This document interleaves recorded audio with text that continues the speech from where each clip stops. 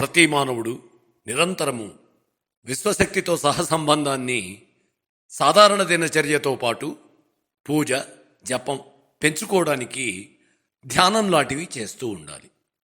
కానీ ప్రస్తుత కాలంలో ఏదో ఒక నెపంతో పై వాటిని మానవాళి ఆచరించకపోవడం వలన మన పూర్వీకులు గ్రంథముల ద్వారా ఒక నిర్దిష్ట సమయంలోనైనా దైవారాధనను ఆచరింపచేయాలనే ఉద్దేశంతో కొన్ని సూచనలను చేయడం జరిగింది అని బాబాజీ గారు తెలుపుతూ, సౌరమానము లేదా చాంద్రమానము ప్రకారము మరియు వాతావరణ పరిస్థితులను బట్టి సంవత్సరాన్ని 2 ముఖ్యమైన భాగాలుగా విభజించారు.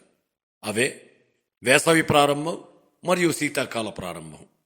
ప్రకృతిలో వచ్చే మార్పుల వలన మానవుడి యొక్క శరీరమునందు మరియు మనస్సులో కలిగే ఆలోచనల యందు గణనీయమైన మార్పులు వస్తూ ఉంటాయని గుర్తించిన ఋషులు పై 2 కాలములు దైవాన్ని ఆరాధించడానికి పవిత్రమైన రోజులుగా భావించి శ్రీరాముని వేసవికాల ప్రారంభం అనగా చైత్రమాసంలో రామనవరాత్రులుగాను, దుర్గాదేవిని శీతాకాల ప్రారంభంలో అనగా ఆశ్వయుజ మాసంలో శరన్నవరాత్రులుగాను ప్రజలందరూ పూజా కార్యక్రమాలను నిర్వహించాలని నిర్ణయించారు.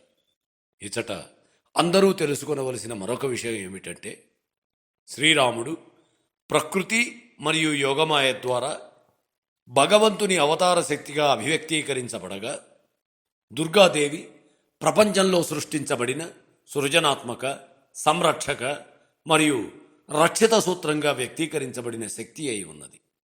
అత్యున్నతమైన ప్రమాణాలతో ఈ శక్తియే విశ్వమాతగా దైవస్వరూపమై ఆరాధింపబడుతున్నది.